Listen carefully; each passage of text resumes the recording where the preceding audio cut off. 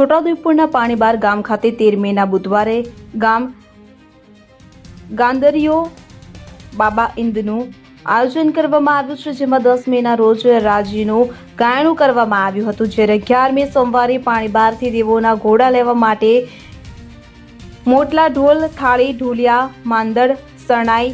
દદુડીના ધમકારે વાજતે ગાજતે આદિવાસી પહેરવેશમાં સજ્જ થઈ ગ્રામજનો છોટાઉદેપુરના ઝોઝ ખાતે પહોંચ્યા હતા। ત્યાં બાબાદેવના ઘોડાઓનું જરૂરી પૂજા વિધિ કરીને સન્માનભેર નાચતા કૂદતા હર્ષભેર પાણીબાર બાબા ઈંદ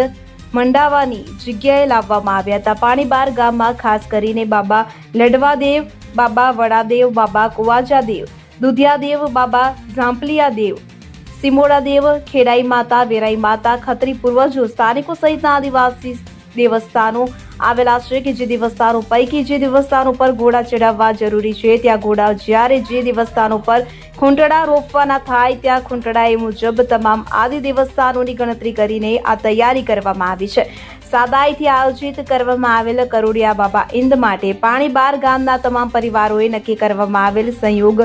રાશિ એકત્ર કરી તમામ પરિવારોના સહિયારી ભાગીદારીથી આયોજન કરવામાં આવ્યું છે। ગામમાં સૌ ગ્રામજનો સહિત ઢોર ઢાંખર સહિત તમામ જીવોના કલ્યાણ માટે અને ગામમાં સુખ સમૃદ્ધિ રહે, ખેતીવાડી લીલી રહે તેવી આસ્થા અને ભાવના સાથે આદિવાસી સંસ્કૃતિ પરંપરાઓને જાળવી રાખી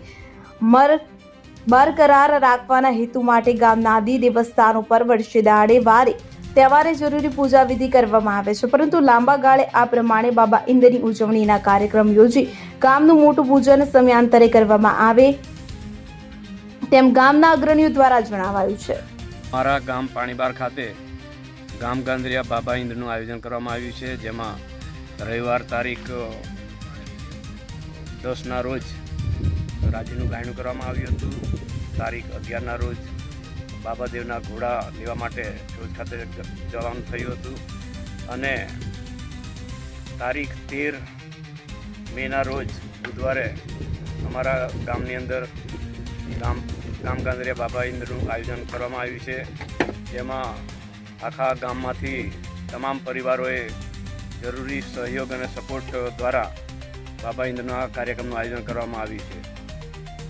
વાલસિંહભાઈ રાઠવા, ગામ પાણીબાર।